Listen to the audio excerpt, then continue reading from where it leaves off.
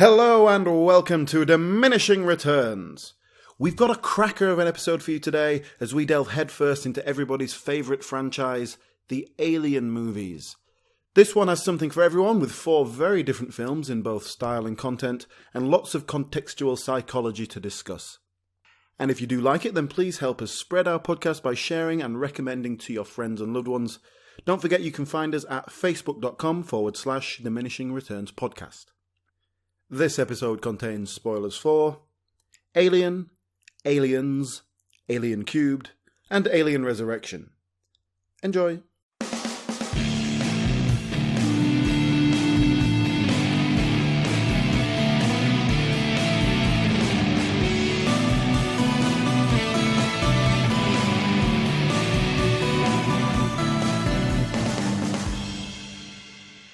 Hello and welcome to Diminishing Returns. I'm Alan, and with me as always is the man with the straightest teeth in podcasting, Calvin Dyson. Hello, thank you, Invisalign. And is that a burrito in your pocket, or are you just pleased to see me? Sol Harris. A little bit of both. This week we are tackling the Alien films, and by that we mean the real Alien films, so the first 4, and then the nonsense that comes after that we'll be dealing with in the next 2 weeks as part of our big Alien 3-parter. So a couple of weeks ago we did Psycho, which is Calvin's favourite film. And so this week, it's one of my favourite films, Alien, which has long been cited as one of my favourite films. Do you guys want to start by telling me why it shouldn't be my favourite film? Why it shouldn't? Wait. Or are you going to be on my side?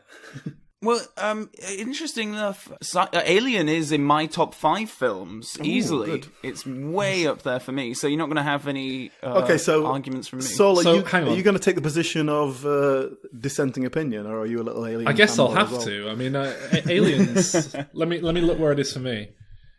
Alien's my 74th favourite film. It's so specific.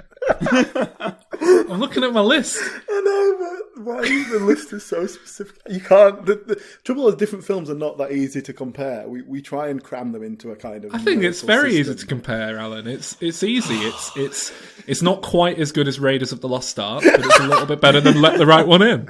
Oh, It's that is just disgustingly offensive. I think the point here is that we've never covered a series that we all revere so well before. Like, often, it'll be not, some of us won't have seen them, or one of us will be the fanboy and the other two not so much, or we'll have mixed opinions. This is the first one where I feel like we're all pretty big fans, certainly of 1 or 2 movies at least in the series. Yeah, I really like the first one. I'm going to switch gear into the dissenting opinion when we get to some of the sequels, because I know that you guys are well into those.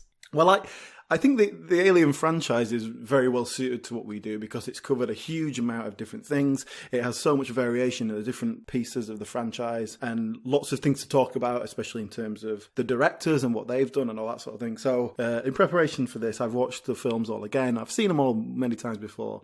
But I thought I'll do it. I'll make them sure they're fresh. And I ended up watching some of the extended editions and stuff like that because I thought I'll make it a little bit different. So if we're going to take the position we all like it, let's start with the negatives. It's very slow, isn't it? Very slow paced, particularly the first sort of 40 minutes. I don't know. I think it's quite. I mean, it's not like fast, but it's all paced. No, the first 40 minutes is very slow, and I don't think that's necessarily a bad thing. I notice it much more now than I used to, I think, because maybe I haven't got the attention span that we used to. Well, which version did you see? Because each version of it on DVD now comes either in the original theatrical release or a special cut or a director's cut or an extended cut or whatever. And the director's cut of Alien is actually shorter than the theatrical one, even though it includes a couple of extra scenes and different takes and stuff. But the pacing is generally a lot quicker. Alan, you are you saying you watched the director's cuts of these films for the second and third films? Yes, because I have a memory of you going on a tirade about how director's cuts don't count. I was just about to come on to this actually because we were on the subject. This whole director's cut thing and special extended editions and things, I'm not a big fan. I like a film to be what it is.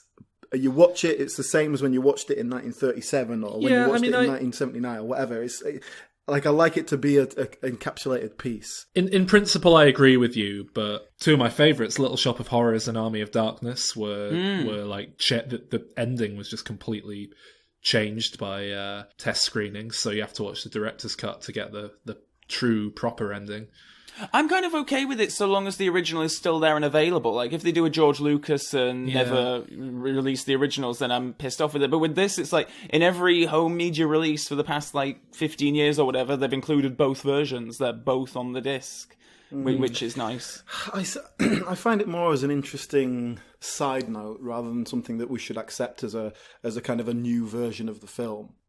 It's only really technically the first film, Alien, that has a true director's cut. Aliens is a special edition cut, which is just extended by about 40 minutes. It's just extra scenes added in, isn't it? Yeah. Partly because that Sigourney Weaver was very upset that a certain scene was cut. Well, I'm sure we'll get to it later on.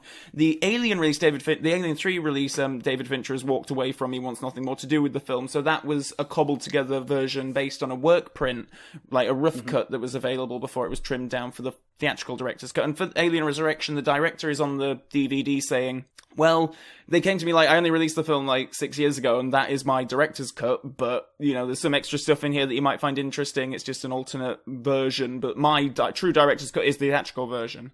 Exactly, that's the problem with it, that they're just trying to find stuff to put in for the new DVD release. Oh, I don't know about that. I think in a case in the case of Alien 3, we'll get onto it later on, but I think Alien 3 is a vastly better film in the extended version.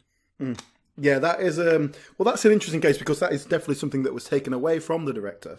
Yeah. And so I think there's much more of a case to be interested to see the actual director's vision of what that would have been. So, shall we we've talked a bit about the different versions. Shall we talk more about the first film specifically? Yeah. Yes. Okay. We kind of have Star Wars, I suppose, to thank for the creation of this film. It was another 20th Century Fox production, and after Star Wars, everyone was desperate for space adventures or things set in space. And this was basically 10 Little Indians in space, isn't it? It's a slasher movie in space where Alien kills a colourful cast of people. And that's why I love it, to be honest. So many people, well, not so many, but I often encounter people who think the second one's better than the first, of which, there are a lot of people with that opinion. They generally go to, oh, well, the first one's just a slasher movie in space. And it's like, yeah, but there's a really beautiful simplicity to that. You can't say, oh, it's just a slasher film in space, bear in mind when it was made, when slasher films weren't really a thing. Or it preceded the kind of, when they became hackneyed, I guess. And so it was setting a lot of these rules and helping create that slasher genre.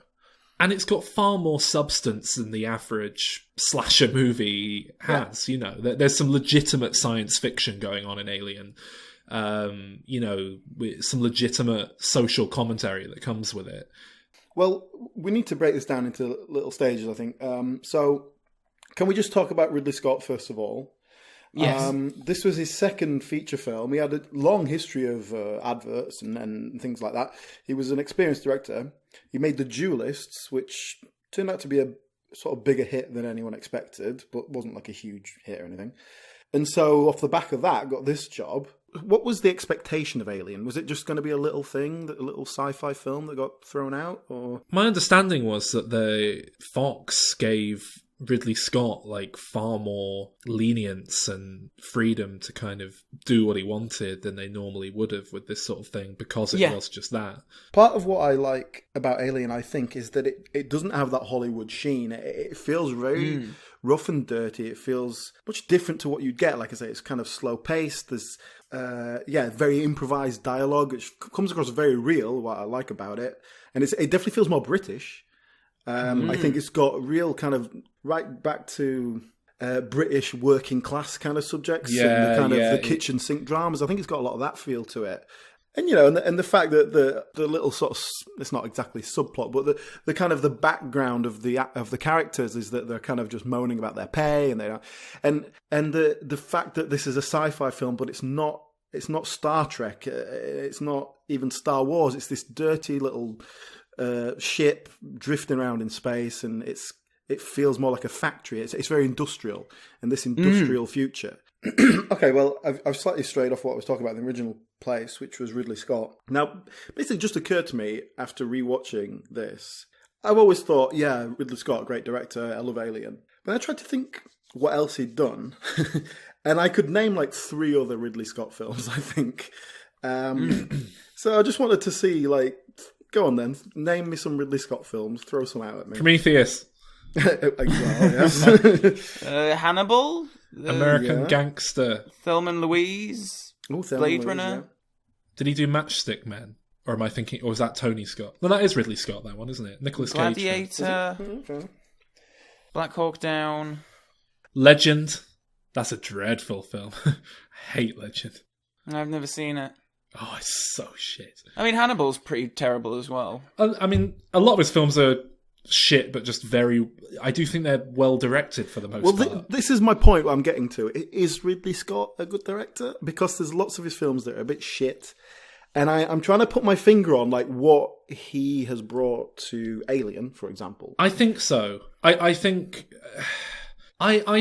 pretty much everything I've seen from Ridley Scott has either been well or phenomenally well directed. And I've seen some of his films where the script has been shocking, and he's done a really good job of directing a bad script. I don't think the screenplay for Alien is particularly remarkable. I think the film works because of the bringing together of so many elements in just the right way. So I think he is a very good director, to be honest, even if he's not one of my personal all-time favourites. I think part of the issue here is that he doesn't have any what you might call auteur qualities. There's nothing you could sort of pinpoint and say, "Oh, that's classic true. Ridley Scott." But he works within genre really well. He like I say, he always puts together a good product. And sometimes that product is not, the ingredients aren't really there, but ultimately it's well put together piece of work, isn't it? Yeah. Okay. All right. Ridley Scott vindicated. Okay, so next element, the acting. Yes. Okay. I'm very happy to get onto the cast. Generally speaking, great acting all through. Yeah. Just to take back a little bit, this is one of the films that got me into film. It was one of those films that I watched and went, "Wow, this is like an amazing world," and that I want to watch more films. Right, when I was a young man. So when I watched this, I didn't know who any of the actors were. I didn't know. I might have known that Sigourney Weaver did more Alien films. I'm not sure how much I knew about the context of the whole thing. But, I wasn't like, oh my God, that's John Hurt or anything like that. Who is Tom Skerritt? Well, interestingly, Tom Skerritt was probably the biggest name in the film. And he gets star billing. And he was the captain as well. So, which is great because I suppose watching it at the time, you would have thought, oh, he's going to be the action hero. He's going to save the day. And then he gets killed. And it's suddenly like, oh shit, all bets are off. Don't know what's going to happen now. Well, he is the star. Like his name is above Sigourney Weaver. Sigourney Weaver's in the credits. Well, it's because she was a nobody. She was a complete nobody. She'd had a bit part in Annie Hall, and she was fairly all right on Broadway, from what I hear. But this was her first, it was a proper breakthrough performance. Too tall to be a star, though, isn't it? Too tall for a woman. This for me is 100%. Perfect cast. Everyone in their roles is absolutely perfect. Yeah, I think as an ensemble, you got a Bond connection, you got a Hitchcock connection. I mean, what more do you want? You got Sigourney Weaver. No. But I think this is what you get. Like, with the exception of Tom Skerritt, arguably, I think everyone else in there, and probably Sigourney Weaver, they're all great character actors. They give good character performances, and while not many of them have become like leading, icons of cinema like Sigourney Weaver did, but they're all such great supporting players, and they all bring so much to their characters. Because apparently Ridley Scott didn't actually give them that much direction. He was like, right, I'm going to be focusing on the visuals and the special effects and the alien itself, setting the atmosphere. So I just need to cast actors who I can just say, right, go away and do your character.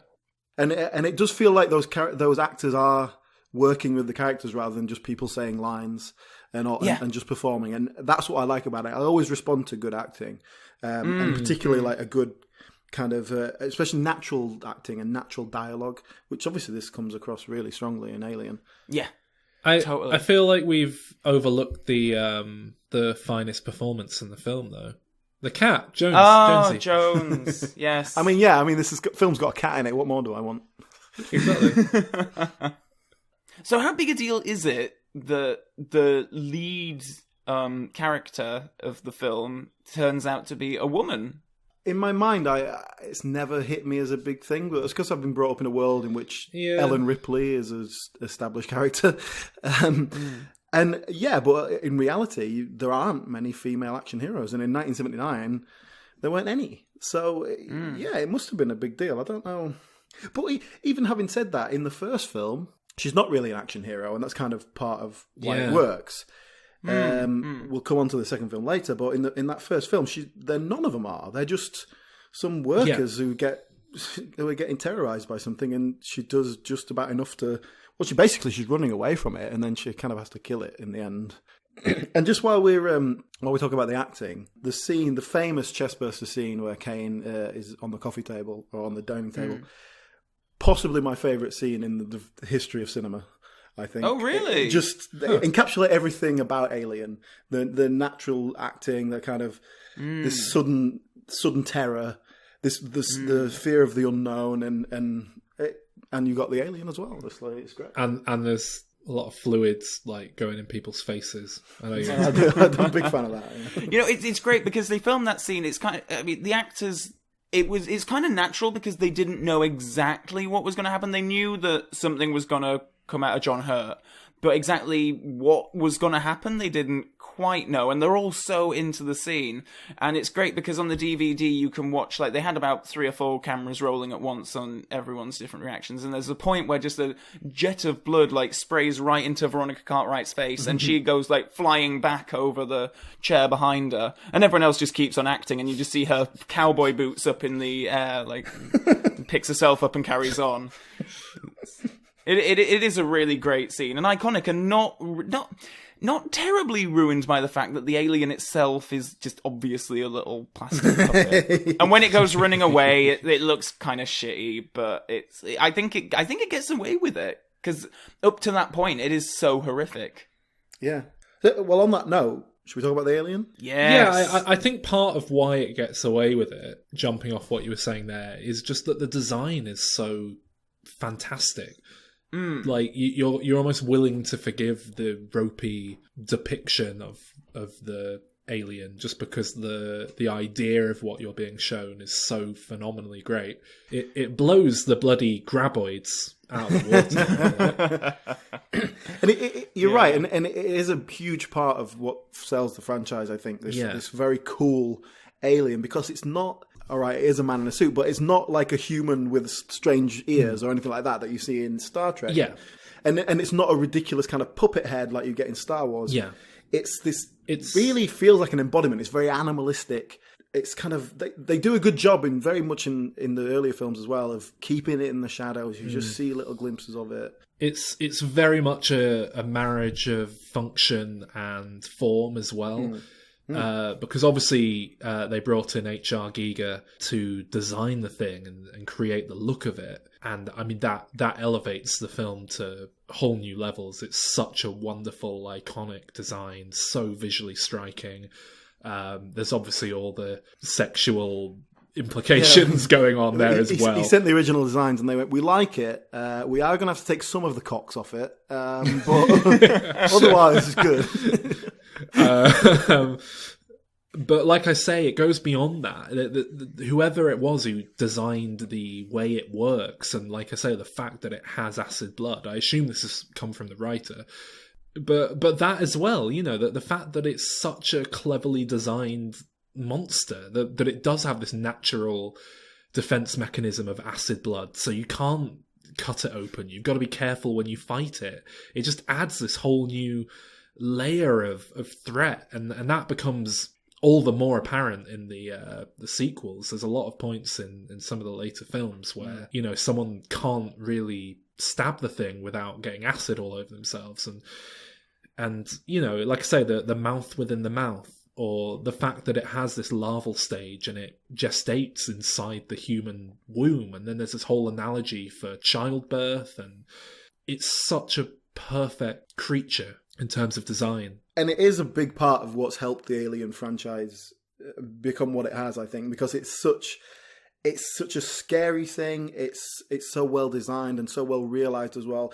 You watch the first film now, and there's definitely a few scenes where it's like, bit dodgy rubber suit going on there. Yeah. And they get better as they go along, obviously, as technology improves. But generally speaking, it still completely sells it, doesn't it? Oh, completely. Yeah. No, it's perfect.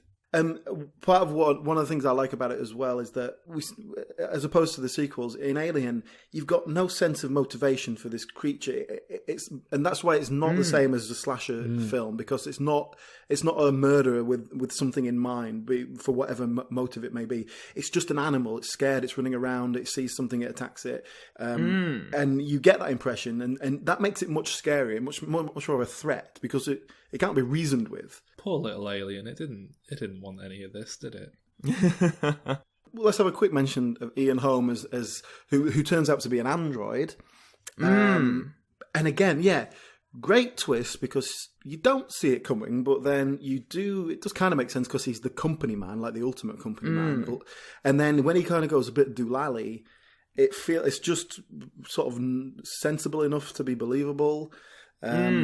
And the design as well of that, it's kind of a sort of a goo. It's all white, and it's just different to anything you've seen before. And it's just an interesting design choice again. It literally was milk, right? Yeah. Didn't it make it made him quite ill or something? Yeah, because he was just on this stale milk all day. Again, I think there's a really great. I think there's a definitely a weird sexual theme throughout the whole thing, from the design of the alien, which is essentially a penis head. But with this character specifically, there's a point where he's trying to kill Ellen Ripley, and he does it. He like pushes her into someone's like cabin thing. I think it might be Parker or Brett, like one of the engineers. And there's all these like pornographic, like topless women on the wall, and he rolls up a porn magazine, and she's like dazed on the sofa in front of him, and then he starts like force it down her mouth. It's a really odd, but I just think you can read so much into the robot trying to kill the human by rolling up a porn magazine. I'm not quite sure what he's intending to do with it, like trying to put it down her mouth, or like if that's his own sexual frustration or what. It's very interesting. Part of why it works, because it feels like really weird and kind of sort of not a human thing to do, because it doesn't really make sense. But then when you get the reveal that he's an android that's going a bit haywire, it kind of makes more sense, or at least you kind of go, all right, well, yeah, why he's doing weird things. Ridley Scott says that there was a clue earlier on, and I'm interested to know if either of you thought anything about this. There's a point where three of the characters are going out on the alien planet to find the source of this distress signal that they've been called to this planet for. And Ian Holm is going into his little laboratory thing to watch the video feed and communicate with them and give them advice and whatever.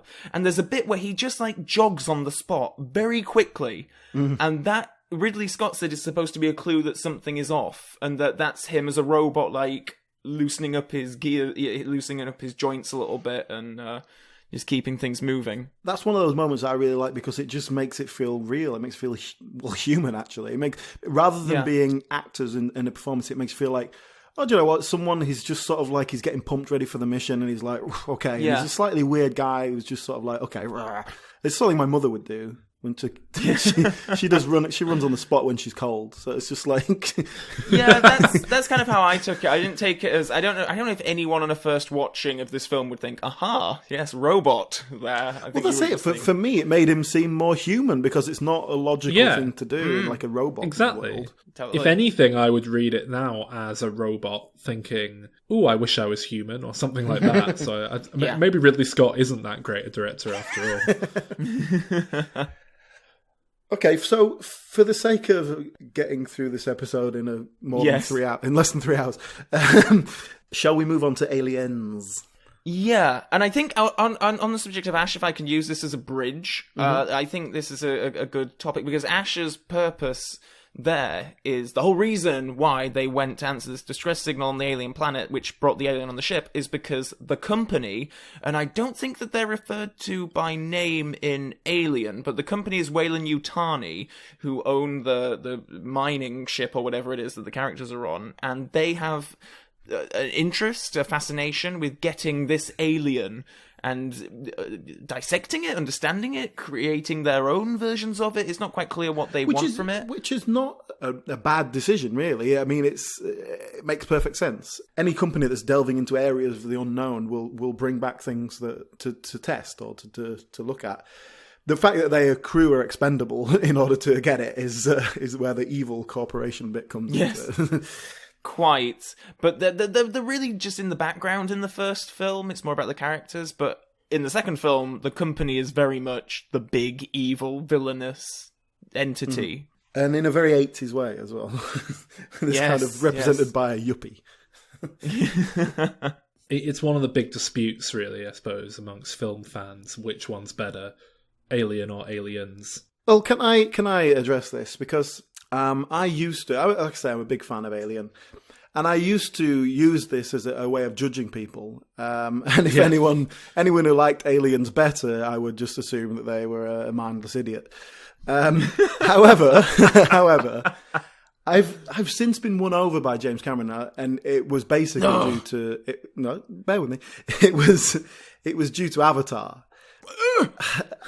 Avatar as a film, I was not particularly expecting to like in any great way, just an action film, but there was a lot more to it than I expected, and more just the fact that it was obviously a massive attack on American foreign policy and in a sort of a larger scale sort of economic imperialism. So that really impressed me. And the point of it was very, I mean, God, if you've seen Pocahontas, you get the point. Well, exactly, but I kind of liked that was there, and it made me readdress Aliens, and sort of a lot of people had said that Aliens is like an analogy for Vietnam, like with the military going in and then getting kind of overpowered. But going back to Aliens, I kind of went with a more positive attitude, and I think I took a lot more from it. I still don't think it's really a good, like a Vietnam allegory or anything like that, but I still don't think it's better than Alien. But I think it's an excellent film in the genre and what it's doing. And I think it's really well shot. I think it's really well put together. And I no longer think that people who prefer Aliens should be, euthanized. But I still think it's a good means of differentiating, judging someone's how they're approaching film. Yeah. I mean, Calvin, on paper, I'll say you are someone I would think would prefer Aliens to Alien. What? On paper. Why? Really do you not think, Alan, in theory, Calvin? Because you like Resident Evil, Calvin. Oh, that's for different reasons, though. I mean, it's a completely different kind of film. I always forget that you like slasher movies, though. Thinking about it, and Alien is more of that. Well, no, I think Alien is a classy product. We talked about how it's grim and dirty and it's got all these sexual connotations, but I think it's a real classy, brilliant piece. I think it's a piece of art. Yeah. Whereas I think Aliens is oh no, I think it's just not as high art as Alien is. I can't say it's, speaking objectively, obviously it isn't the worst film in the series, but I think it's the least interesting and probably the most boring. And I'm putting Prometheus in that as well. I used to like Aliens a lot more. And I've never thought it was as good as Alien, for the record, but I went back to rewatch these fairly recently, and I was really surprised at how not that amazing Aliens is, frankly. Like, I think it's very good, but I think it just kind of plods along for the first hour. It's only like the last 20 minutes when it really kicks into gear, and the last 20 minutes are great. And I think a lot of people just go out on a high and what have you, because those last 20 minutes are so great. But it's quite just, I don't know, quite slow and dull in a lot of ways before that. I think a lot of people love the characters of these marine people, Hicks and stuff, but I couldn't give less of a shit about these boring guys. I like them. They're just sort of fleshed out enough that we can get on board with them. We understand their little community, such as it is, and then when they get killed, it's sort of it means something. I like that. I think that works just enough. Yeah, I couldn't care less about them. I really couldn't, and I'll extend that to Newt as well. The introduction of some boring little girl I completely couldn't agree. care less about some little child. I don't care. That's the best thing about Alien 3 is that they kill her off. Like, right. Oh, don't go ahead of ourselves. It's for what it does to Ripley, and it really irritates me that all of the following sequels do run rings around this whole mother issue. And, it's like, oh, she's a mother, and I think the great thing about Alien is that the cast could be anyone. They could all be men, they could all be women, they could be a mix and match. Gender is not an issue. Here, you're making a very specific point of this is a woman, so therefore there is this little girl, and it only really makes sense in the full special edition cut because there are scenes there when, I'm not sure which version you guys watched, but there are scenes where Ellen Ripley learns that while she was in cryo sleep and in stasis for the past 50 years, her daughter, who was waiting for an Earth, died. And you have these scenes where the company come in and it's like, we found your daughter, she's dead, by the way. So that makes kind of sense for why she has this attachment to this girl that she just happens upon. Let me jump in because I saw the deleted scene in which she found out about the daughter, and in the theatrical version you don't know that she has a daughter at all. It's completely taken out. I prefer that because her connection to Newt is just more kind of one human to another. She sees a child scared, and she sees herself in that because she's there. Because everyone else there, they're military trained, they're just there to do a job, and these are just civilians, they're collateral damage. Well, she's the human in the group, and she connects to this girl. Yeah, but if you make it that she's got this daughter and she knows she's died, it makes it much more personal, and I don't like that as much. I prefer it. It helps me because otherwise it is just, oh yeah, I'm a woman, so I'm gonna look after this girl. I mean, what I will say is the beauty of the first Alien is that anyone can be turned into a mother at any minute, and that's the horror. Right? Yeah. So the idea that the sequels do lean so heavily, it's sort of inevitable that they kind of explore those themes, but at the same time... when you put it like that. It almost does feel like a bit of a slap in the face to the sort of pro-feminist... I don't think it belittles the character, though. I don't think... That is true. And I think, like I said, because that scene is deleted where we find out she is actually a mother, and so that connection just feels much more human to me, rather than, oh, I'm a mother, therefore I have to look after this child, because, oh, my child is the same age, and now she reminds me of her. And I think the progression of Ripley's character throughout the series really works for me because of the way it fleshes her out. And in the second one, you get more that human contact, but she also turns into more of a legitimate badass as she goes along. But that, again, doesn't feel too forced in the second film. She doesn't just become like an action hero just like that. She has to kind of get dragged into it. She has to learn how to use a gun. And then in the third one, much more, well, we'll get into that, but it's much more nihilistic and all that because... she's just depressed because everyone she knows dies. And then in the fourth one, in the third one, spoiler alert, she is impregnated. She becomes the mother, and then in the fourth one, she becomes part of the actual creature, and she becomes the mother of the creature hybrid thing. And so that kind of progression and this sort of maternal thing that runs through it, I think works quite nicely, and just the fact that she's a woman and therefore could be a mother anyway. It's like, but she never, as a woman, she never has the opportunity to be a mother in a legitimate sense because her life is completely derailed by these aliens. Anyway, so I suppose I'm not saying I've got the right answer here. I'm just saying I think it's quite interesting, and I don't dismiss that as just, oh god, they've turned her into a female character. Well, I think Saul hit the nail on the head for me. It's in the other films I don't have much of an issue with it, and I think it was more of a subconscious thing. I'm only sort of realizing a lot of things as you guys are talking now. But in this film, because it is so overt, it's she's looking after a little girl. It's as blatant as that.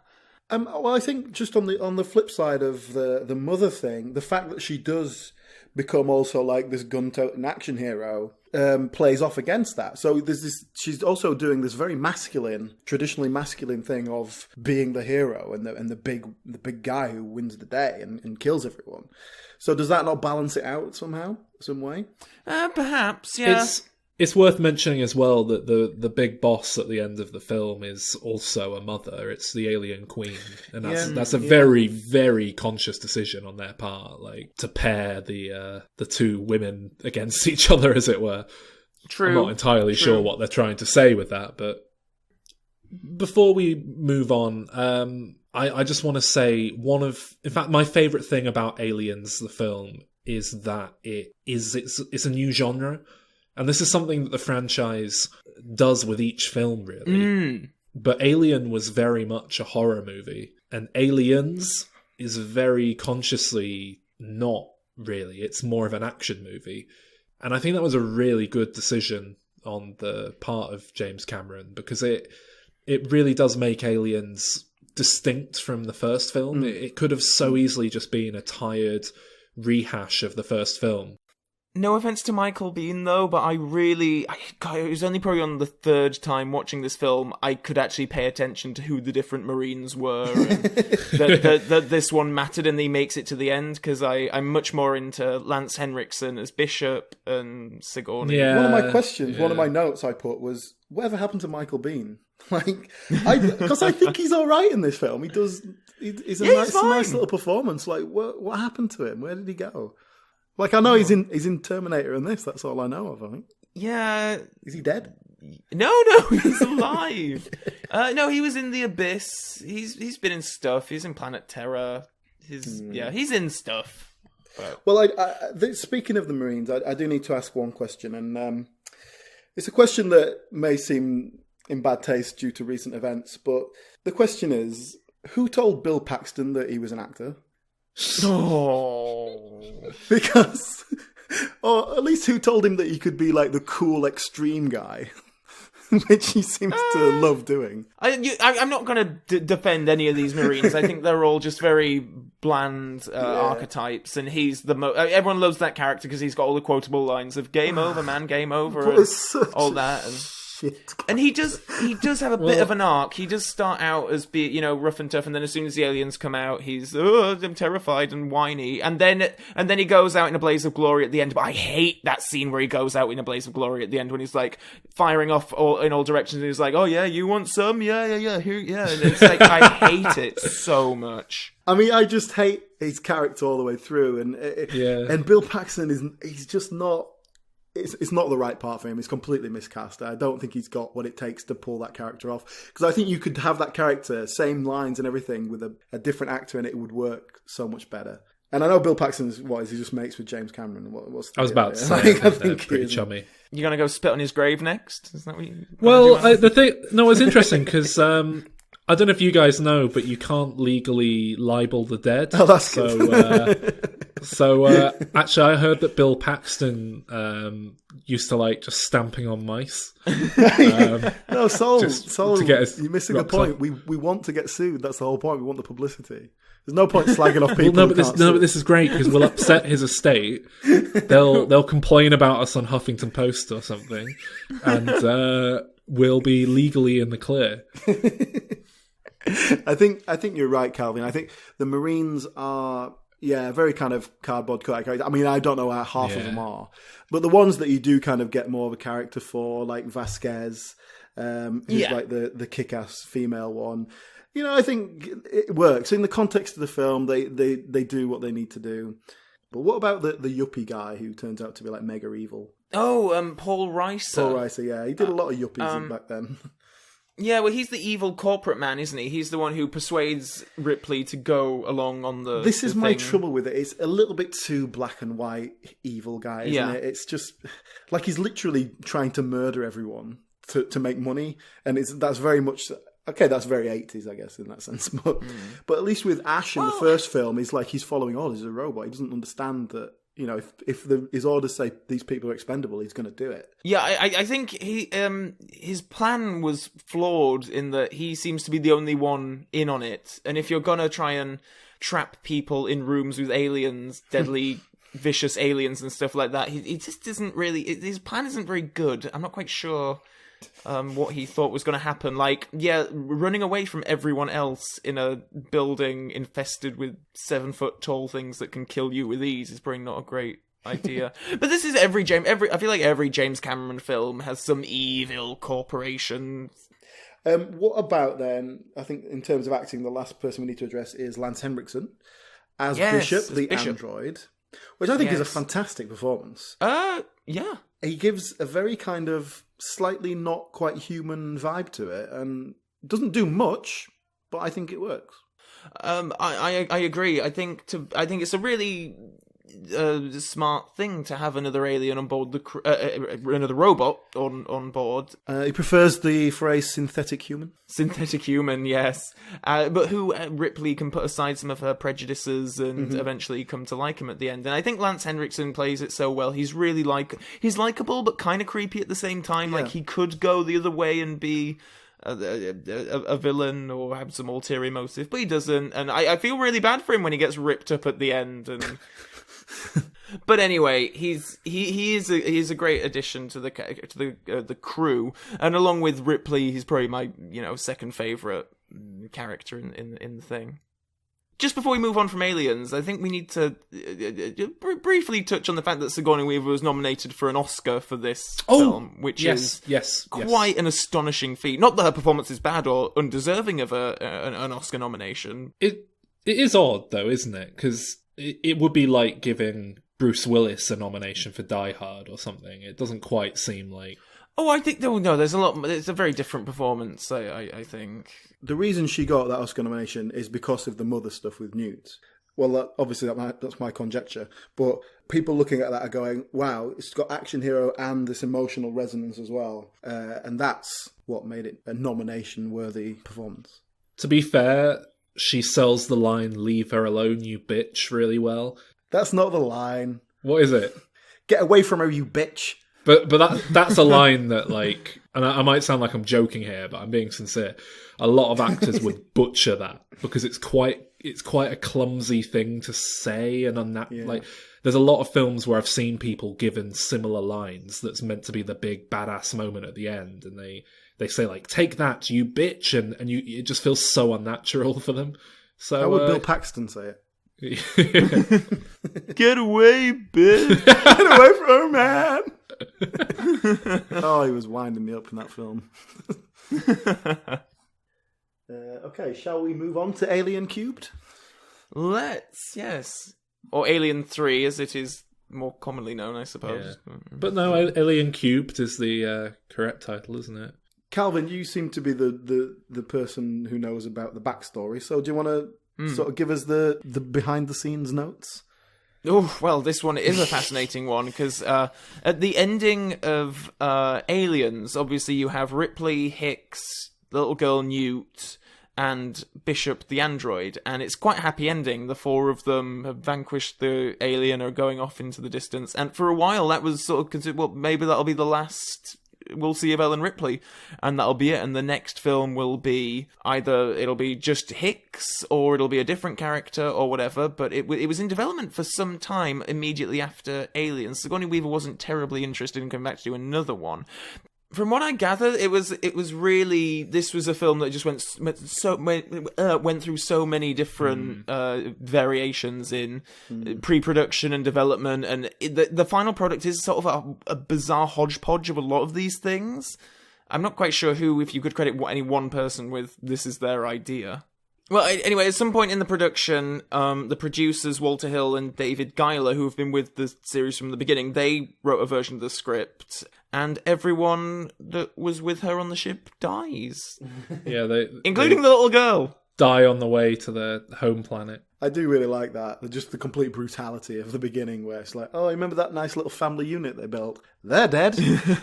Well, that's the thing about this film, and I think this is why, especially following on from Aliens, which is so mass market and just quite generic, really, in its appeal, to go from that to something like this, which is essentially a nihilistic, very dark, quite depressing film, really. I'm not surprised that this film did not do terribly well at the box office or with reviews, because you create a new kind of audience when you make a film like Aliens, and that kind of audience isn't terribly interested in nihilistic conversations about, I think it would have helped if Alien 3 wasn't shit.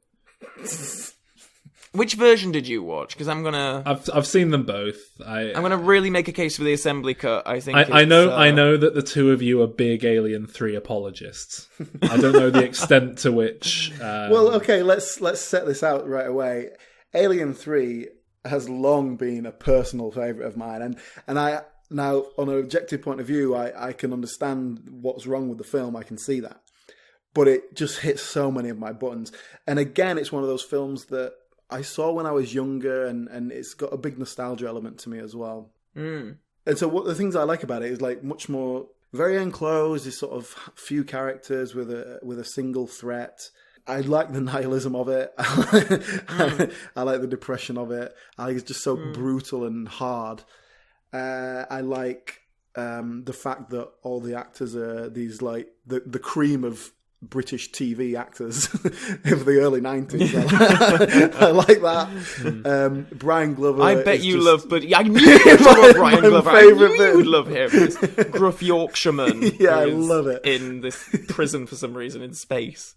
I come to the film slightly differently. I think this is one that really had to grow on me, and it was only probably on my third or fourth viewing of it that I genuinely loved it. I remember first seeing it. I watched the films out of order just because it was whatever was on TV, and I saw Alien first, and Alien 3 was the second film in the series that I saw, so I didn't have a clue who Hicks was, who Newt was, or whatever. I was about, 14 watching it, and I just thought it was kind of boring and didn't really get it, and then I watched it again and thought it was boring and just miserable, and then I remember exactly when it was as well. You know when you see a film at a certain point in your life and all of a sudden it clicks and it makes sense? I had this with Hitchcock's Vertigo, but I saw it again, shortly after we'd all finished university and hadn't got a job or anything. And it was really I was just at a point in life where maybe I was just depressed and a bit nihilistic and watching this. And I was just in that perfect mindset for it. And ever since then, I've seen it a couple more times since. I just love it. It's just not great. I mean, it's not complete shit, but it's mediocre, I think compared to the other two, it's a messy film. I think objectively it's a messy film. Oh, yeah. And as you've got at slightly there, Calvin, the assembly cut does patch up some of those holes. Yes. A tiny bit. A little bit, yeah. Especially where the hell Paul McGann goes. But let's just put it out there. Let's make this clear. Basically, David Fincher, it was his feature film debut, and the film was very much kind of taken out of his hands. Even through filming, there seemed to be a lot of conflict between the writer, the producer, the director, and then Sigourney Weaver's got her piece in there as well because and the studio as well. The studio. It just seemed like a clusterfuck of a mess, like the classic Hollywood studio things. Everything's going wrong kind of situation, and. It seems that Fincher was pretty much taken away from the edit, and the studio edited it themselves. And so the end result is a bit of a Frankenstein, if you pardon the expression. So it doesn't work on that level, and it's a sort of messy, put together piece. So why do I like it? What elements are there that managed to draw me in?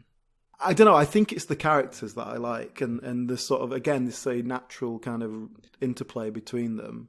Looking at the cast as a whole, I'd say I probably like them more than the other two films, actually. They're certainly more easy for me to distinguish, who's who. Oh, wow, that's interesting.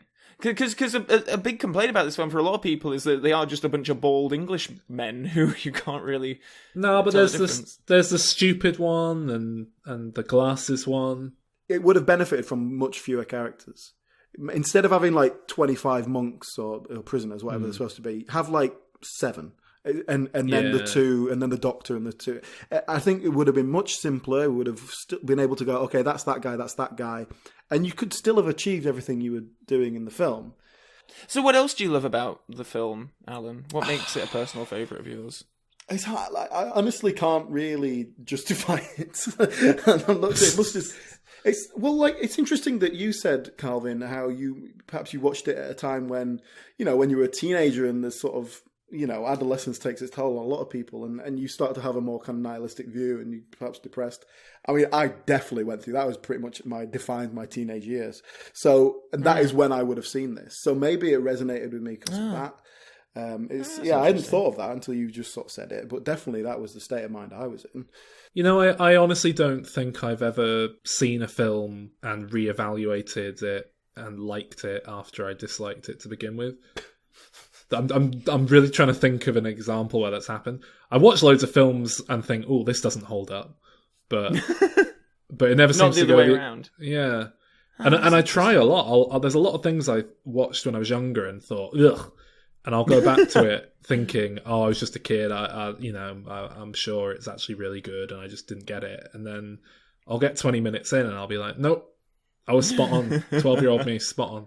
Does that make you feel good, Saul, that you haven't grown in the last 15 years? No, I have grown. Like I say, I hate more stuff than I used to. So should we talk a little bit about the supporting cast in this one? Because it is a radical departure from the... Lance Henriksen comes back as, well, partly as a bishop, and I'm not sure if when he is bishop, if it's actually Lance Henriksen in makeup, or if it's an animatronic thing, because it's amazingly well done. The android, when she's put some power into him, that's all animatronic and fantastically No done as way! well. Oh yeah, that's not him at all. And it's fantastic, isn't it? It looks really good. Yeah. That is brilliant. Yeah, that's really good. And works really nicely, that scene as well. Less good is his appearance later on as a human, maybe? Possibly. He pops up at the end, and he's like the company man. Oh yeah, I who's sent forgot about that, yeah. Trying to convince Ripley not to kill herself with the alien inside her. God, I hate that. Calvin, can you perhaps clarify this? Because I just rewatched them this week, and I watched the assembly cut, and in that, when he gets smacked on the back of the head, he's bleeding, and he goes, "Oh, I'm not a droid. Yes. Look at me." And there's very much the message is that he's human. In the version that I'm more familiar with, he gets hit the back of the ear, and like metal comes off, and his ear's hanging off, and it's very much. This is my memory of it. I haven't watched that version, I guess, for a while, but my memory of it is that he is definitely a droid, and that is revealed when he gets hit. No, that footage is identical in both versions, as far as I'm aware. Maybe it's just because it looks like his ear's hanging off, rather than just like bleeding or anything like that. Yeah, it is really odd. But it was interesting when I watched the assembly cut, because my memory of it is that he is definitely a droid. Well, it's really bizarre. I'm not quite sure. They say that he's the one who designed the Bishop robot, and he just designed it to look like himself, which is odd. It really irritates me, and I wish that was a different actor in that role. It's very... I don't get what the idea behind it is, other than, we've got Lance Henriksen on set, and the script has changed so much that we don't need him anymore. Is there anything we can get him to do? All right, yeah, let's get him to do this. I think that's it. I think it is just purely how can we write the actor into it, a familiar face. And then in the rest of the cast, we have Charles Dance as the facility's doctor, who used to be an inmate, and Ripley actually has something of a romance with him. Yeah, how do you guys feel about that? I think it's played with the nihilism it needs. It doesn't feel like a love story. It feels like two lost souls who just have the briefest of connections, and they make the most of it. And then, so I kind of like that, because there's not a lot of emotion there, because these are two very numb characters. Particularly Ripley, she's depressed in this film, she's numbing herself to it. And she's suicidal, like literally, she wants to die throughout the whole film. With kind of, they give it a practical purpose. Obviously, she feels like her death is going to achieve something because she's going to kill the alien as well. But I think that's a way of tempering the fact that you're making a suicidal character, and that's a difficult thing for an audience to go with. Completely. And then you get this backstory of him, and you just start to get this idea of what's going on with his life and why he's ended up there. And then boom, he's dead. Yeah, and I can't. It feels like such a waste, but I kind of like that. It does feel like this, because there's, like I say, there's so much of this film which is just like a big fuck you all the way through. Yes. Like, you thought you liked that guy, he's dead. Yeah. But then with Newt as well, it's like this little girl who was Ripley's entire motivation in the last film, and it's like there's this autopsy scene where she's getting dissected and cut open. It's quite horrific. I think that's what I like about it. It's just so brutal and raw, and it's and Sigourney Weaver just again a completely different character, a complete shift, and she performs it so well. Oh, this is her best performance. I think this is probably the best performance I've ever seen her give in anything, to be honest. I think she gives this everything. I can't think of anything that I've seen her in where she's done a better job. But it is like every Ripley in each film is very different, and you see a completely different side of her. Yeah. And I also just want to give a little shout out to Brian Glover, who is a favourite of mine in this film, who is the prison warden. He's this like bald English guy. He's got this little stress ball that he keeps just fiddling with it in his hands, and he's got such a great delivery. He's a really fun character, and then he dies. He's taken by the alien in the middle of the canteen. Ripley comes in saying, "Oh my god, everyone, there's an alien here," and he's like, "Be quiet, Miss Ripley, blah blah blah," and then the alien comes down and grabs him and then takes him up into the ceiling, and then the little stress ball just like falls down and starts like bouncing. I think it's a really nice moment. I think he's great. He's probably my favourite character. I would have liked a bit more interplay between some of them and perhaps more conflict from him, because he's very much hands-off. He barely speaks to Ripley at all, and when he does, it's very dismissive. I would have preferred more interplay with all those characters, and with Ralph Brown as his like little assistant. I think he plays that really nicely. And then who's kind of then thrust into a position of, well, oh God, I'm in charge. I don't know what to do. Yeah, Charles Dance. And then the other sort of big person we have to deal with is Charles S. Dutton as Dylan, who is essentially the leader of the prisoners, isn't he? He's their spiritual leader. And he's the one who keeps everyone in check, it seems. I haven't seen Charles S. Dutton in much, and this is a great performance, I think. He just gives it enough. He's got the authority, he's got the power, but it feels like there is thought behind it all, and that there is this kind of spiritual resonance behind it all. Oh yeah! Every time he like talks and goes on a little soliloquy, I'm like, "Praise Jesus!" Well, that's it. Yeah, he's a preacher. He's playing it as a preacher, isn't he? Albeit, you know, he's one who's raped and murdered women. Yes. And the religious element is they're essentially like a little monastery there, and they've all got this faith, and two of them are talking when they know they're kind of potentially going to their deaths, and one of them says, "Do you believe all this religious shit?" And the other one's, "No. Like, what else have we got?" So I kind of like that. I wish that was in the proper cut, because that kind of that's just enough to undercut it all. Which is what it kind of needed to make sure that that sort of spiritual element doesn't become actually kind of too important. Such a multi-layered experience, this film. Well, that's it. Like, I think there's a lot there. It's a shame that there wasn't someone at the wheel, like making it go in the right direction. But having said that, I think if it was produced properly, you wouldn't have got the kind of the nihilistic film that you've got. I think, because I can't believe the studio would have gone with that. They obviously didn't want to. But I think, despite all its flaws, it is an incredibly interesting, very watchable film. I come back to it more than I do Aliens. Let's move on to Alien Resurrection. So I said the last one was mediocre after I sort of got it out of my system by calling it shit. This one really is shit. Like, this is a really bad film.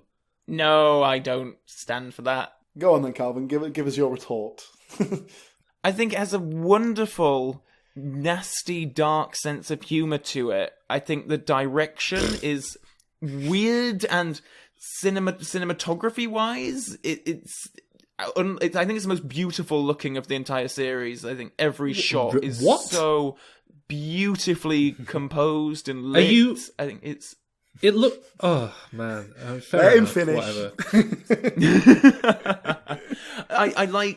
I can't defend it as a narrative whole, and there are character flaws and logic holes and sort of like, why is that character doing that, and what exactly are they doing? But in terms of individual set pieces, I love each sort of 10-minute block as it goes along. It's the first one since the first film where I feel like the cast is largely a wonderful assortment of character actors, like Michael Wincott and Dan Hedaya and I'll give you that Perlman. one. That whole team work very well, and even if you didn't have Ellen Ripley in there with them, I think the crew of that spaceship, the Betty, who arrive and sort of the focus of the film. Winona Ryder's a little bit of a different case, but I think we'll probably get talking about her separately anyway. I agree with all your negative points, Calvin. So we're on the same wavelength there. Like, I don't find it funny. I don't think any of the comedy works. But I just want to say the visuals, it looks like Resident Evil again. It's that kind of cheap, nasty, oversaturated, I know what you mean there, actually, yeah. Oversaturated. Just tacky, bright colour. It just looks shit. So have you seen Delicatessen? Have you seen I have. City of Lost Children? Amelie? Yes. It's the same cinematographer. It's like he's a genius. He has a very specific way of treating the film so that he achieves a kind of a couple of pretty overrated films, if you ask me, to be honest. He achieves a certain kind of blackness and darkness in the film quality because he has this special chemical process that he does and the way he lights things. This is all what I've read. I'm certainly not a cinematography expert, but okay. Well, before we get into the individual pieces. My view, like you said there, Calvin, that this was a dark comedy. I think this is supposed to be a dark comedy, and it doesn't work. Yeah, and I think whereas Alien 3 was something the pieces don't work together, but somehow I get a good feeling from it. Whereas this, it feels like everything's there, but it just doesn't quite work. Yeah, it's interesting you say that because that's pretty much what Joss Whedon, who infamously wrote this film, says about it. He says the film is what he wrote, and it's just been the direction has just gone completely wrong. All the actors are delivering everything wrong. Mm-hmm. Nothing is timed properly or played properly. Yeah. But he says it's like word for word what he wrote. And I think basically what's happened is this film's been lost in translation. Quite literally, because Jean-Pierre Jeunet did not speak enough English when he was making this. Yeah. Yes. And I think, how can you direct in a language you don't speak? Because you're not going to get that subtlety and nuance of performance. You're not going to be able to appreciate it. You can trust your actors to see a script and read it and interpret it in a specific way. But because this film can be seen to be played straight and you can understand where it's coming from. And that's a testament to Joss Whedon's great writing, that he can make something that is a straight down the line action film, but just undercuts it enough to give it that slight tongue-in-cheek sense of humour that he can do. That's interesting. Do you think it was written as a comedy? Because I think the humour from it comes purely from the direction. No, I think I don't think Joss. I think Joss Whedon probably put some little funny bits in there, like you would any kind of action film. But I think he wrote a straight up fun action movie. I think it was written as comedically as something like The Avengers, which, whilst it isn't a comedy, is about as funny as you can make an action movie before it becomes a comedy. And the same goes for Buffy and stuff like that. Well, Serenity is the obvious go-to example, of course, isn't it? Yeah. I mean, because that's basically what he was doing. That's what he's trying to do. Well, I think this was definitely intended to be something of a... I mean, obviously Sigourney Weaver's getting a bit... she's still perfectly fine as a leading lady, but she's going to get old. And the franchise needs to be handed over to someone else. And I guess Winona Ryder was the one who was seen as the... Okay, right, well, if we keep on going with this... Yeah, we'll make them with her. Obviously, that...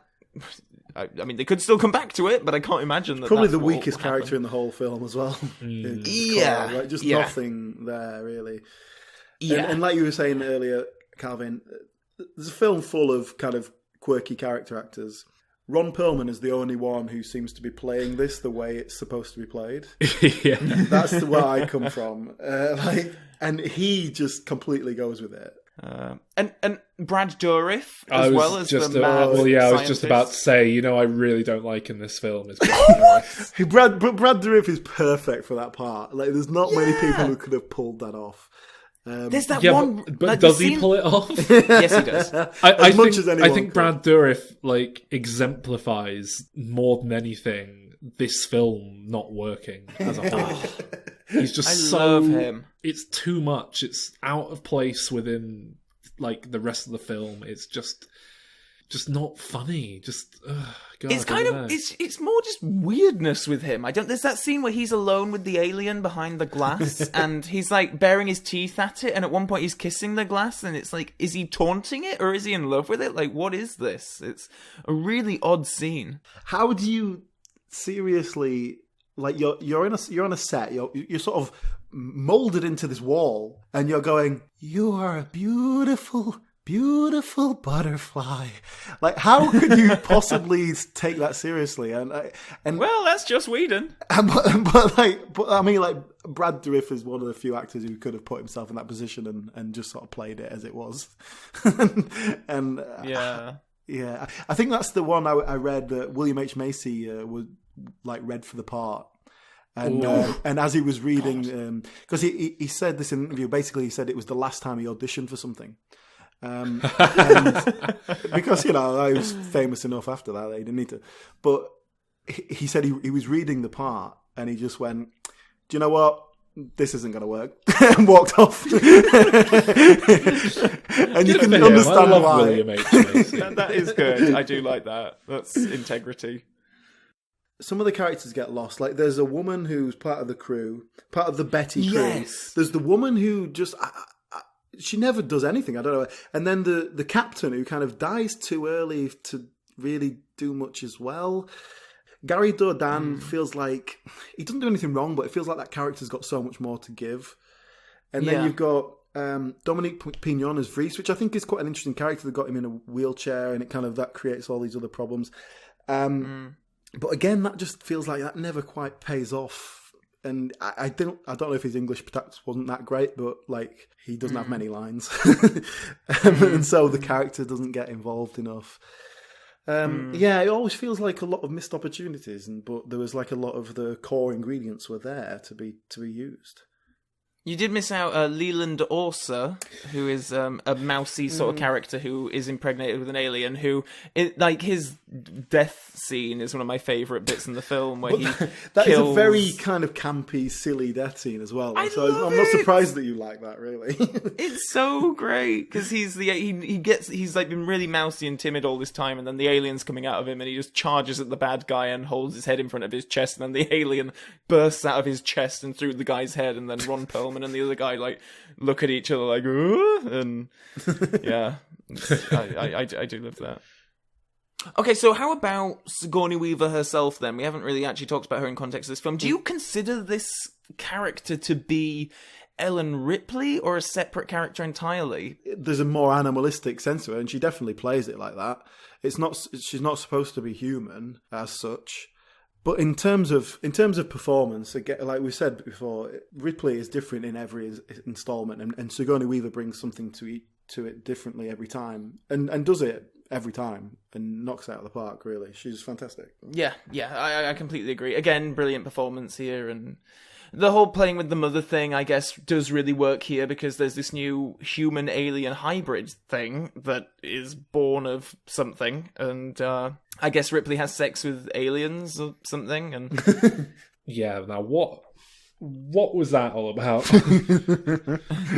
I mean, they always want to do something new, I guess. Like in Aliens, we've got the alien queen. In Alien 3, we got the alien dog cow thing. And here we have... we have like a Pillsbury Doughboy, like blob alien. I just can't see... I can't see anyone thinking like, "Ooh, I've got to go out and buy an expensive action figure of this limpid, pathetic alien thing." You only ever think in terms of merchandise, so... No, I'm just saying, what Calvin was saying about how they always want to add a new thing. It's, it's appealing to those demos, isn't it? Yeah. I don't know, I kind of like the theory of it. I see what they're trying to do with it. It's a difficult thing to get right, isn't it? It looks kind of weird. Is it too human looking? And it sort of screams like a baby, and it kind of treats Ripley like a mother, and it's all just a bit too weird, isn't it? It's all just... I like it. It's certainly not as elegant or attractive as the classic Alien design, but I think it fits the purpose. I think it really, because I think I like it because it is so. God, you can't imagine who designed it and what was going through their heads because it is such a bizarre looking creature. This is because I know that Giger didn't have much involvement with the series after the first one. I think he was hired for 3, but they didn't use any of his ideas, something like that. But I think this is something where you need some like crazy German man to come in and design your creatures for you, because the American creations are just never going to be quite as interesting, I don't think. Well, speaking of which, I think the Alien Resurrection is the first time they really nail being able to show the xenomorphs in like a lot of detail and a lot of sort of really out in the open, not having to hide them, and it looks cool. Yeah. It's kind of, I guess it's a mixture of CGI. Yeah. I presume there's some CGI in there, although it was still pretty early days. But so it was. It's relatively sort of detailed stuff, and the animatronics it works really well, I think, and even being able to see them, they don't lose their sort of fear factor. No. Well, yeah, no, I think it's interesting. Like we talked about that scene with Brad Dourif earlier on, where he's like got it. The thing's like getting a lot of close-ups, and it's like right there in front of the camera, and to hold on it, what is essentially a rubber suit, and for it still to be quite frightening, and you believe it, is pretty impressive. Really, it's not like Jaws where you hold on the shark for more than 30 seconds, and it's like, what the hell is this? Like, Right, well, we've covered the real Alien films. We will be coming back next week to do Alien vs. Predator, those two films, and then we're doing Prometheus after that. But first of all, we need to address our own pictures. How would we continue the Alien franchise? Sol? Yeah, I had a difficult time with this one. I don't know about you two. Because I didn't really want to get silly with it. I kind of wanted to figure out the best thing for the franchise, but then doing that without acknowledging Prometheus proved quite difficult, so I just gave up and wrote this instead. So I envision... I think we're probably going to have to fudge some details to make the continuity work, but it's roughly the end of Alien 4. We're in Paris, actually. We meet a normal, everyday character to be our protagonist. is this post-apocalyptic Paris? No. Oh, okay. It's set in 2434 though, so it's set in the future. We'll say there's like a functioning society there. It's just a bit grimy. Okay. So our main character, Emily, French woman, she's going about her day-to-day life. So we just get a load of boring stuff I can be bothered to write, setting up her character and what have you. She's a paramedic, so she's going around trying to help people. She's a good guy. And then out of the blue, this like spaceship comes smashing down. Oh shit! And she's called to the site because she's the paramedic. Her mate that she's with, her paramedic friend, gets face hugged because it turns out, oh shit, there's still some aliens alive on board the wreckage of the ship. And then we've just got a bit of the film. It's like Alien, the first movie, but it's in a hospital in a highly populated cityscape of Paris. So you can have lots of fun with that. Aliens swarming, taking over the populated city. Main character has to seek refuge from a bajillion aliens, and she finds her way to a church, and she finds her way to a secret passage in the church because she's hiding from some aliens. She's chased deeper and deeper into the catacombs, and she ends up living there for 9 years in the catacombs. And one day she comes up against some weird religious like statues and stuff, and just all these weird things portraying Christ, but he looks kind of like a big hulking white bloke, like in Prometheus. Okay. Which I said I wasn't going to bring up, but I have done. And then the alien catches up with her, and she grabs this like big ancient spear thing that a statue's holding, and they have a bit of a fight, a tussle. She lands a lucky blow as it leaps towards her, and then she stabs it to death, and it bleeds out. All this weird ritualistic stonework on the ground is channeling the glowing blood as it pours into the mechanism of these old statues and things. One of the things I really hate is whenever like there's these really complex Aztec temples and stuff that have moving stones that are powered by blood, like all that. And it's something that's done so often. I don't even know how it's supposed to work. Because an alien did it, didn't it? But in this one, it's still made of stone, though, isn't it? Like, how are they moving? No, it's not. It's made of unobtainium. All right. Okay. Fair enough. Yeah, anyway, so a load of stuff Alan doesn't like is happening, but the thing is, the ground's shaking because it's fulfilled this prophecy as a new engineer clone is being created by the technology buried below the surface. And you know what it is, Alan? What? It's a second coming of Christ. Oh. In 2443. And the engineer runs away, and he's growing quickly as he grows to adult proportions. And as soon as it gets out to the surface, it just starts running around destroying VHS videotapes. And this establishes this as the same incident mentioned in an episode of Futurama where the Second Coming of Christ destroyed all the videotapes, which establishes Alien and Futurama and Blade Runner as being set in the same universe. So the entire film was actually just an excuse to set up the sequel, which is going to be a Futurama movie. Okay, does the alien interact with the Futurama characters, or No. is there any relation to the Alien film? It's called Alien: Futurama, but it's just it's a fun story about Fry and the gang. I don't know, maybe they go off to another planet and do a delivery or something, but it's a movie. Why don't you just make a Futurama film if you want to make a Futurama film? Because Fox is hardly gonna let us make a Futurama movie. You think you're going to trick them into it by producing a shitty film that no one sees first, and everyone's disappointed by, and then somehow getting a sequel out of it. Yeah. All right. They're not gonna stop making Alien movies just because one of them doesn't do that well. It's basically just a really expensive new season of the show at that point, but it'd be good, wouldn't it? Be brilliant. So, Alan, what is your idea? So, I'm imagining I am a producer in around 2004, making, and it's my job to make a new Alien film. But, okay, so I just want to address the sort of issues we're going to have to deal with here. Yeah, first problem you got is Sigourney Weaver. She doesn't want to do it anymore. She's too old to kind of do the job. We've already killed her off once.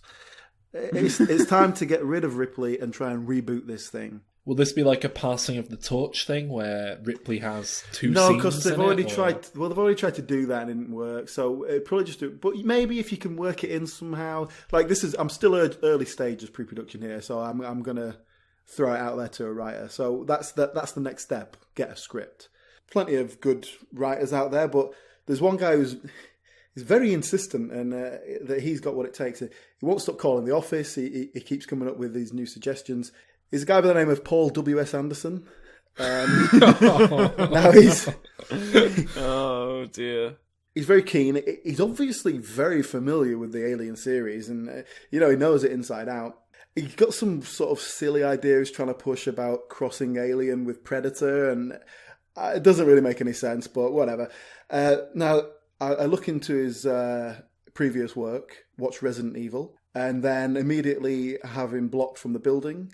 Tell the secretary not to take his calls anymore. Have a restraining order put against him, just in case. You watch Resident Evil, you think, oh, that's pretty similar to Alien Resurrection in terms of but general tone, style, quality. He's the perfect man for the job. I'm not trying to make Alien Resurrection, though. I'm trying to reboot the franchise. Trying to do something good. All with right, it. yeah, true. Very true. So we've got Paul W.S. Anderson out of the picture. I call all my producer friends, just tell them not to hire him ever, just to make sure.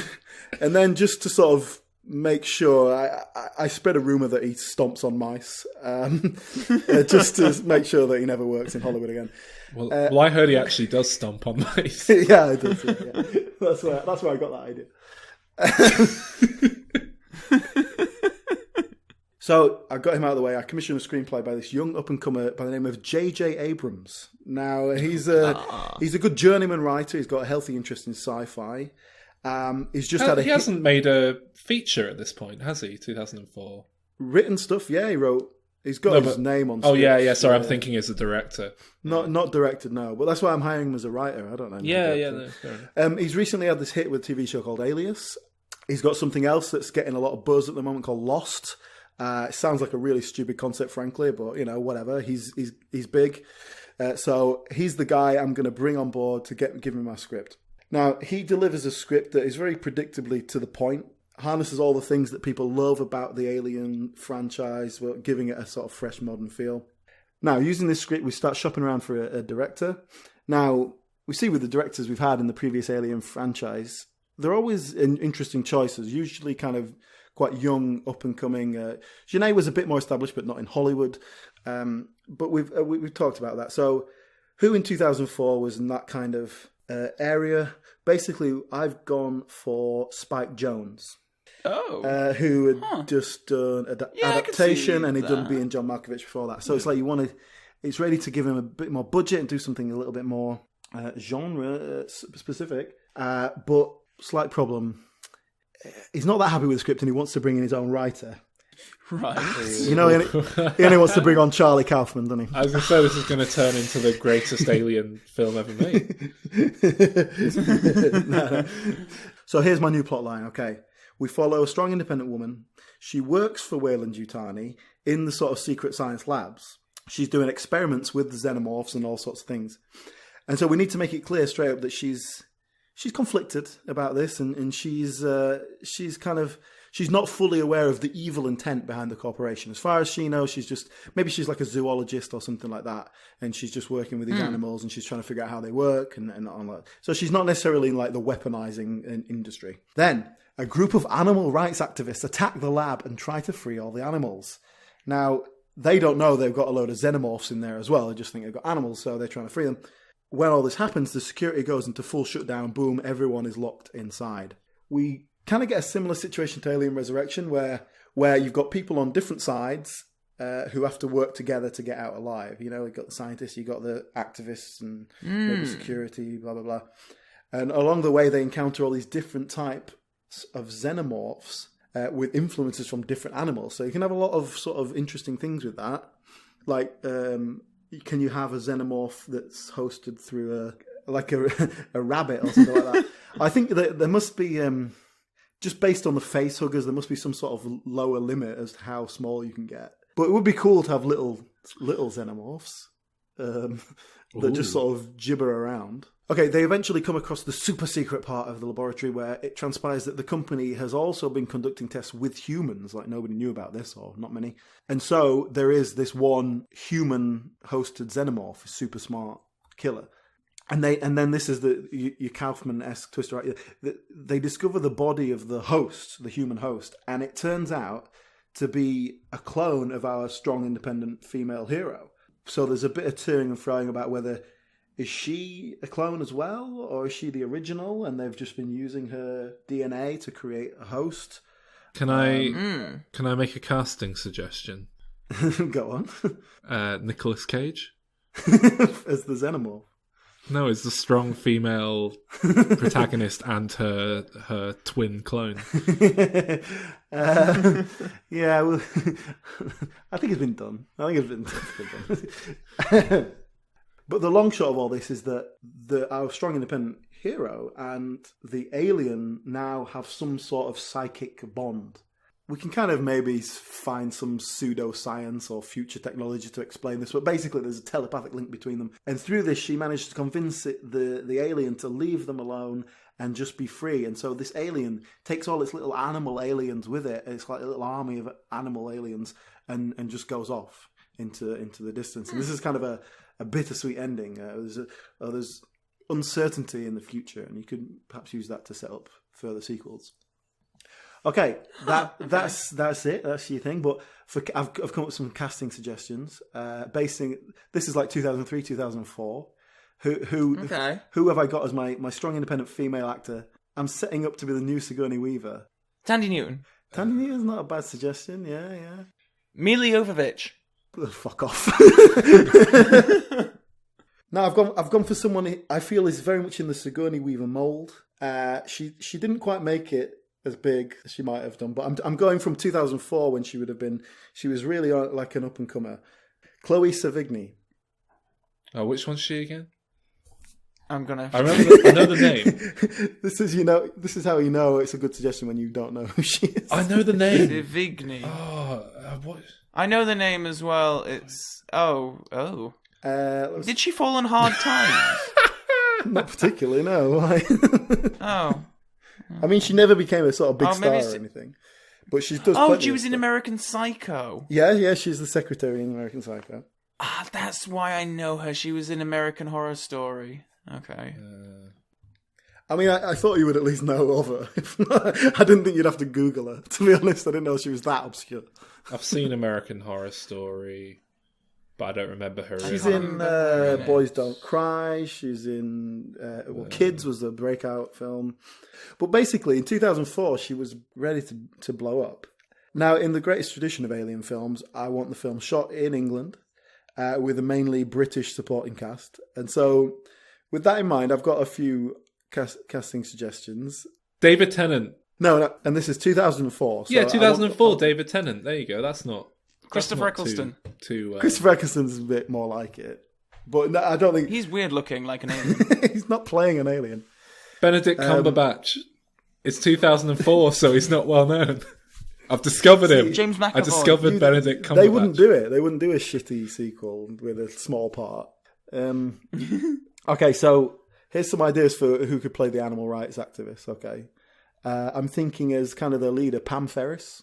Yeah. You with me on that one? I think that would work, right? Yeah. I like that. Left field. Okay. Who else do you have cast Okay, then? again, for more animal rights activists, Danny Dyer.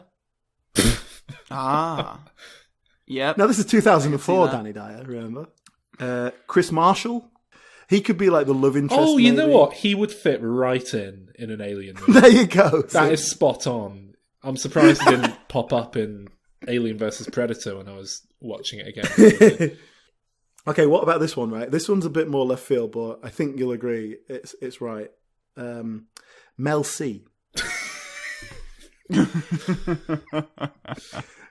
Yep, I love it. You know, it's 2004. She's trying to have a crack at the acting. It doesn't work out, but, you know, it's fine. She had a crack. And then, you know, for the company men, you need people a bit stiffer. I was thinking Chris Barry. He was in that stage of playing butlers in Hollywood films, in that kind of stage of his career. Yeah, he was trying to get into like Hollywood then, wasn't he? He just did Tomb Raider or something the year before. Yeah. Stellan Skarsgård. I appreciate he's not English, yeah. but he was in everything back then. So.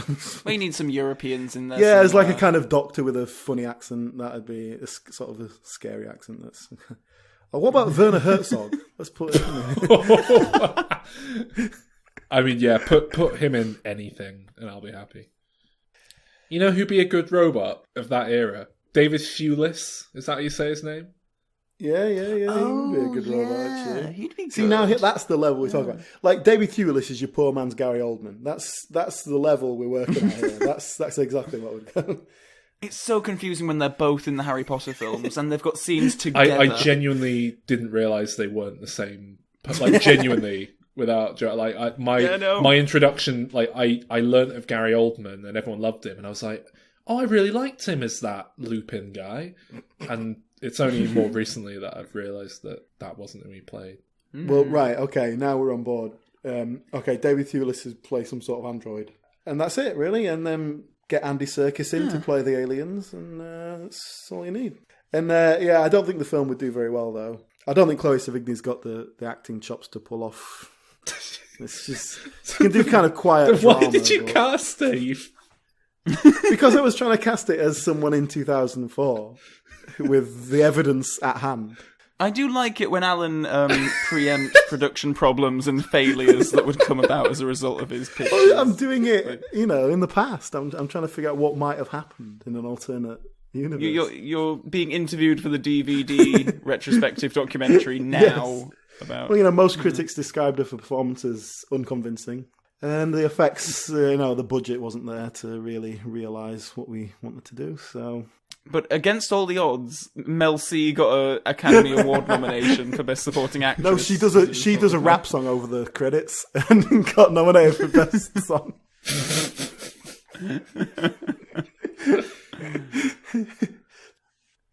Right, shall I do my pitch? And then, well, mine is Alien 5, directly following on from Alien Resurrection, but we're going to make it now. So Sigourney Weaver is about 65 at this point, bear in mind. So we open the film in a futuristic children's playground. It's all grassy and lovely around, and good-looking parents are casually chatting at the side while the children play. We see some bushes rustling, and we go closer to see that familiar alien head shape. One of them is lurking in the bushes. It's all very tense, and suddenly it sees its moment and rushes towards the children, honing in on a little girl who screams, and the parents turn, only to break into smile as the alien brushes its head gently against the girl, and it's clear the pair are playing. Yes, in this new film, the aliens have been domesticized. They're treated just like... Is that over? I was going to say...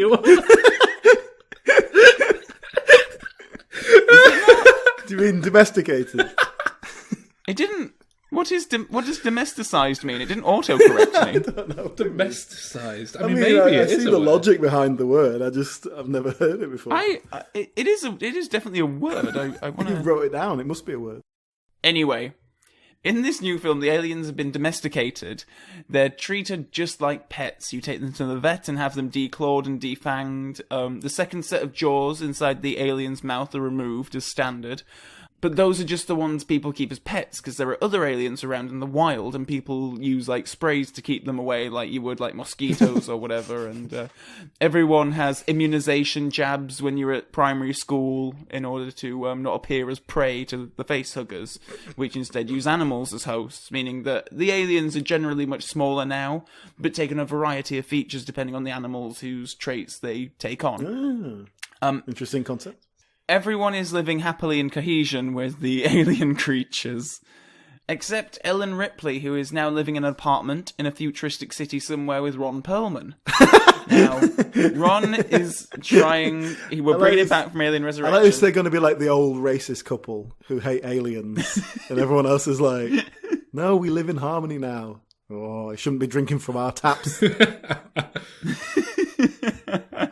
Well, Ron is actually trying to get Ellen to let her prejudices go. The things have been domesticated ever since those ones were captured that arrived near Paris when the ship exploded at the end of Alien Resurrection. But Ellen is not convinced. She is a bit acting sort of like prejudiced old lady at this point. She's got an office job, but she loses her job because there's a Bring a Pet to Work initiative that's brought in, and she actually kills someone's beloved pet alien, Towser. And Towser? She comes back... Towser, yes.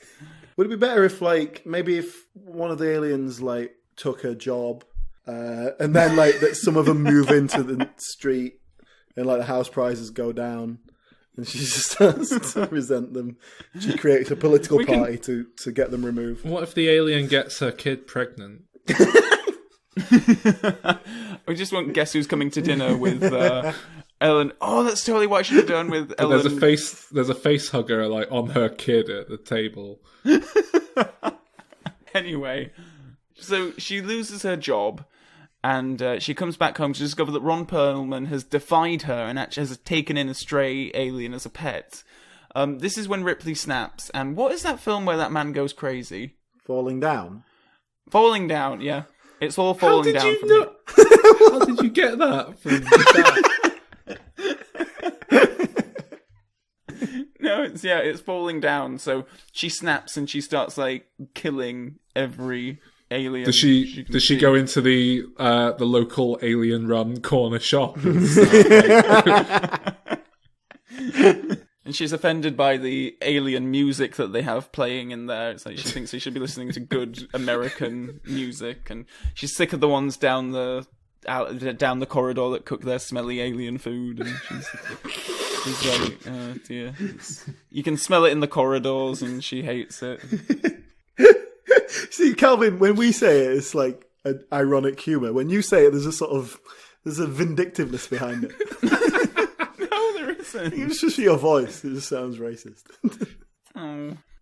The next like hour of the film is basically Ripley just killing things, and she eventually gets taken down herself. And there's a moral in here about. You guys have made it more about immigrants, where for me it was more about like sharks and. The thing is, like, I'm all in favour of aliens, but.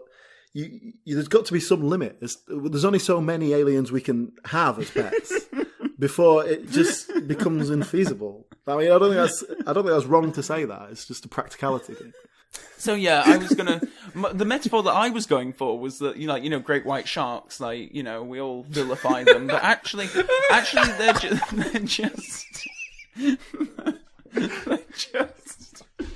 just animals, and if we step into their environment, then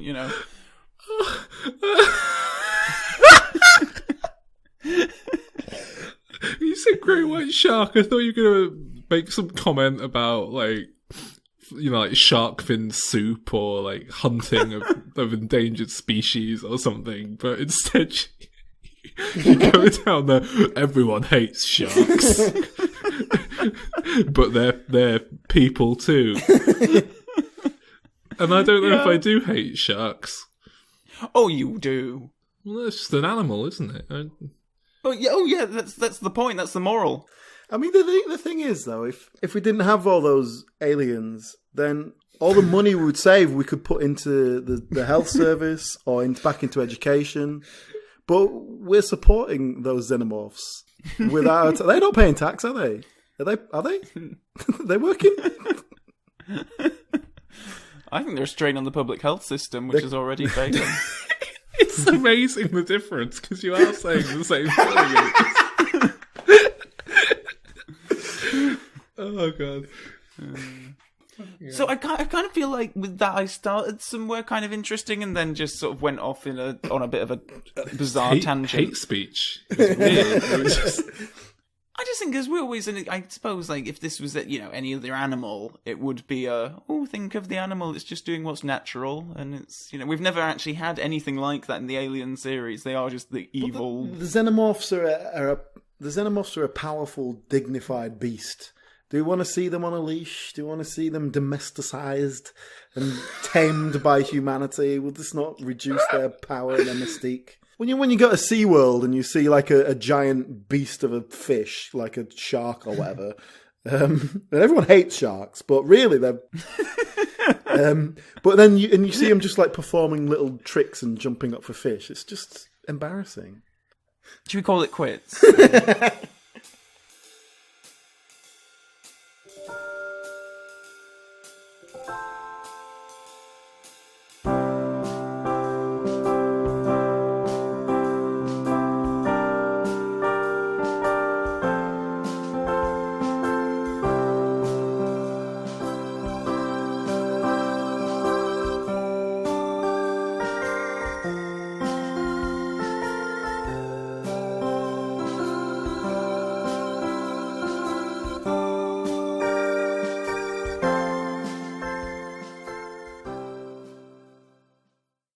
Final report of the commercial podcast Diminishing Returns. Third officer reporting. The other members of the crew, Sol, Calvin, are dead. Content and microphones destroyed. I should be over it in about 6 weeks. With a little luck, a network will pick me up. This is Alan, last survivor of Diminishing Returns, signing off.